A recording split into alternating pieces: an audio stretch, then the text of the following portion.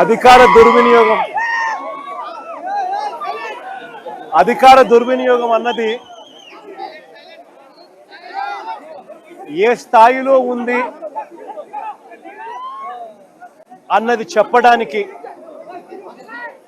విరూపాక్షన్న ఉదాహరణే ఒక ప్రస్ఫుటమైన ఎగ్జాంపుల్గా హిస్టరీలో ఎప్పటికీ నిలబడిపోతుంది. రెడ్ బుక్ రాజ్యాంగంతో వెన్నుపోటు పార్టీ పాలనలో ఆ వెన్నుపోటు పార్టీ నాయకుడు రచించిన కుట్ర రాజకీయాలు ఈరోజు మనం చూస్తా ఉన్నాం. విరూపాక్షన్న అరెస్టు, అన్యాయంగా ఆయనను జైలుకు పంపడం, ఈ రెండు కూడా రెడ్ బుక్ రాజ్యాంగం రాష్ట్రంలో ఎలా అమలవుతా ఉంది అని చెప్పి అద్దం పడతాయి. ఈ వెన్నుపోటు పార్టీ పాలనలో ఈరోజు రాష్ట్రంలో పరిస్థితి ఏమిటి అని అంటే, బాధితులే ఇవాళ నిందితులు అవుతా ఉన్నారు. రాష్ట్రంలో ఇవాళ పరిస్థితి ఏమిటి అని అంటే, దాడికి గురైన వారిపైనే కేసులు పెడతా ఉన్నారు.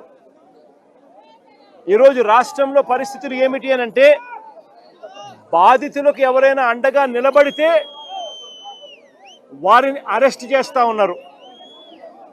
ఈరోజు రాష్ట్రంలో పరిస్థితులు ఏమిటి అని అంటే, ఎవరైనా గట్టిగా ప్రశ్నిస్తే కేసులు, ఎవరైనా గట్టిగా నిలదీస్తే ఏకంగా నిలదీసిన వ్యక్తి ఇంట్లోకి జొరబడి తాను ఎమ్మెల్యే అయినా కూడా అర్ధరాత్రి పూట వందల మంది పోలీసులను తీసుకొని వచ్చి ఇంట్లోకి జొరబడి ఇల్లును ధ్వంసం చేసి మరీ అరెస్ట్ చేసి జైల్లో పెడతా ఉన్న పరిస్థితి ఈరోజు చూస్తా ఉన్నాం. నేను అడుగుతా ఉన్నా, ప్రజాస్వామ్యవాదులందరూ కూడా ఆలోచన చేయాలి. ఎలాంటి ప్రజాస్వామ్యంలో మనం బ్రతుకుతా ఉన్నాము? గాంధీ పుట్టిన దేశంలో ఇవాళ ప్రజాస్వామ్యం కూనీ అయిపోయిన పరిస్థితిలో ఈరోజు రాష్ట్రంలో పరిస్థితులు నెలకొని ఉన్నాయి. ప్రజల చేత ఎన్నుకోబడిన ఎమ్మెల్యే, మళ్ళీ రిపీట్ చేస్తా ఉన్నా, ప్రజలు ఓటేస్తే ప్రజల చేత ఎన్నుకోబడిన ఎమ్మెల్యే పరిస్థితి ఏమిటి అని అంటే, ఆయన ఇంటిపై వందల మంది పోలీసులతో రాత్రి 2:45 అంటే అర్ధరాత్రి దాటిన తర్వాత చంద్రబాబు నాయుడు గారి డైరెక్షన్తో ఆయన ఇంట్లోకి వచ్చి, ఎమ్మెల్యే గారి ఇంట్లోకి వచ్చి, ఆయన నిద్రపోతా ఉన్న సమయంలో డోర్లు పగలగొట్టి సీసీ కెమెరాలన్నీ కూడా ఎవరైనా దొంగతనానికి వస్తే సీసీ కెమెరాలు ఇంట్లో ఉంటే ఆ సీసీ కెమెరాలను ధ్వంసం చేస్తారు, తీసుకొని పోతారు. పోలీసులు చేసిన పని అది. 2:45 అంటే ఎవరు మనుషులు సంచారం లేని సమయంలో అర్ధరాత్రి దాటిన తర్వాత దొంగల మాదిరి పోలీసులు రావడం, బందిపోటు ముఠాల మాదిరి వందల మంది పోలీసులు రావడం, వచ్చి సీసీ కెమెరాలు ఇంట్లో ఉండేటివన్నీ కూడా తీసేయడము, పగలగొట్టడము, తీసుకొని దొంగతనం చేసుకొని పోవడం, డోర్లు పగలగొట్టడం, ఇంట్లోకి చొరబడడం, ఎమ్మెల్యేను అపహరించుకుపోవడం, నేను అడుగుతా ఉన్నా, ఎమ్మెల్యే ఏమైనా ఉగ్రవాద అని? ఏం పగటిపూట నువ్వు నోటీస్ ఇస్తే ఎమ్మెల్యే రాడా? పగటిపూట మీరు ఏమైనా నోటీస్ ఇస్తే ఎమ్మెల్యే రాడా? ఇంట్లోనే పడుకొని ఉన్నాడు కదా. ప్రజాస్వామ్యంలో జరుగుతూ ఉన్నది ఇది. ఇంకా ఆశ్చర్యం ఏమిటో తెలుసా? గంటల వ్యవధిలోనే టపా టపా టపా అని చెప్పి ఎమ్మెల్యే మీద 3 కేసులు పెట్టినారు. ఒక కేసులో 34 మంది మీద, ఒక కేసులో ఇబ్బంది పెట్టే కార్యక్రమం చేస్తే, రెండో కేసులో మొదట పెట్టిన 34 మంది కాక మరో 14 మందిని చేర్చి మళ్ళీ ఇబ్బంది పెట్టే కార్యక్రమం. మూడో కేసుకు వచ్చేసరికి మరో 12 మందిని మళ్ళీ ఇరికిచ్చే కార్యక్రమం. ఈరోజు మొత్తంగా 38 మందిని రిమాండ్కు పంపిన పరిస్థితులు ఈరోజు చూస్తూ ఉన్నాం. నేను అడుగుతా ఉన్నా, ఇంతకన్నా దారుణమే ఇంకొక విషయం ఏమిటి అని అంటే,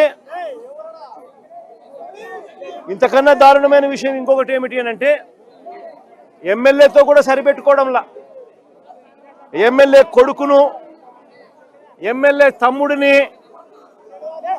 తమ్ముడి కొడుకును మొత్తం అందరినీ జైల్లో పెట్టినారు. అంతేకాదు మరో తమ్ముడి కొడుకును ఇరికించే కార్యక్రమం చేశారు. ఇలా మొత్తం కుటుంబాన్ని మొత్తం టార్గెట్ చేస్తూ ఉన్న పరిస్థితులు కనిపిస్తూ ఉన్నాయి. నేను ఒకసారి కొన్ని వివరాలను చెప్తాను, క్లుప్తంగా వివరాలన్నీ. 6 నేరాలను ఎలా చేశారో చెప్తాను. 6 ఇన్స్టెన్సెస్ ఇదే కేసులో నేను సైట్ చేస్తాను. న్యాయం ధర్మం బతుకున్నాయా లేదా అన్నది ప్రజాస్వామ్యంలో ఉన్న ప్రతి ఒక్కరూ కూడా ఆలోచన చేయమని కోరుతా ఉన్నా. ఆగస్టు 1వ తారీఖున చిప్పగిరి మండలం నుంచి సంగాల అనే ఊరు కేవలం 6 కిలోమీటర్ల దూరంలో ఉంది. సంగాల అనే ఊరు కేవలం 5-6 కిలోమీటర్ల దూరంలో ఉంది చిప్పగిరి నుంచి. ఆ సంగాల అనే ఊరి నుంచి గిరి అనే ఒక కార్యకర్త ఇరుపాక్షన్నకు తన ఇంటి మీద దాడి జరుగుతూ ఉంది అని, దాడి జరుగుతూ ఉన్న తన ఇంటి ఫోటోను, ఇంటి వీడియోను సైతం ఎమ్మెల్యేకు తాను పంపించి 7:45 ఎమ్మెల్యేకి ఫోన్ చేశాడు. అన్నా, నా ఇంటి మీద దాడి జరుగుతూ ఉంది, నా మీద దాడి జరుగుతూ ఉంది, పరిస్థితి విషమంగా ఉంది, నన్ను కాపాడండి అన్నా అని చెప్పి ఒక కార్యకర్త ఒక ఎమ్మెల్యేకి 7:45 వీడియో పంపించి మరి తాను ఎమ్మెల్యేకి ఫోన్ చేసి సమాచారం ఇచ్చాడు. ఆధారం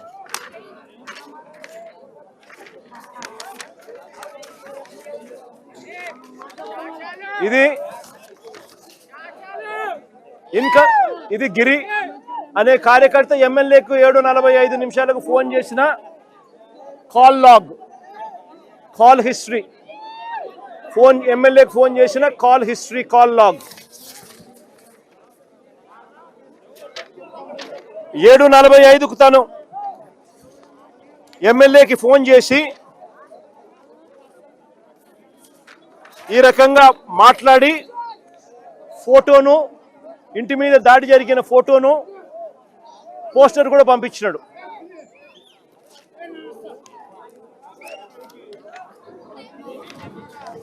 ఎమ్మెల్యే ఒక కార్యకర్త తనకు ఫోన్ చేసినప్పుడు అవి చూసినప్పుడు నివ్వెరపోయి ఎమ్మెల్యే వెంటనే చిప్పగిరి పోలీస్ స్టేషన్ ఎస్ఐకి 7:47 అంటే వెంటనే మాట్లాడిన తర్వాత 7:47 ఎస్ఐకి ఫోన్ చేసినాడు.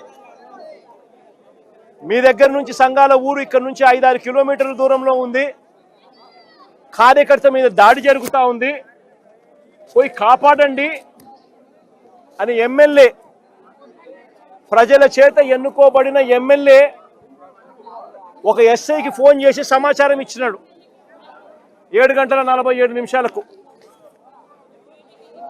మళ్ళీ ఆ తర్వాత సిఐకి మళ్ళీ ఫోన్ చేశాడు. సిఐకి ఫోన్ చేసిన తర్వాత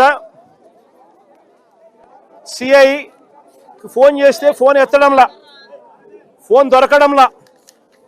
మళ్ళా 8:03 సిఐకి కూడా ఫోన్ చేసి సమాచారాన్ని ఇచ్చినాడు. సిఐకి కూడా ఎమ్మెల్యే ఫోన్ చేసి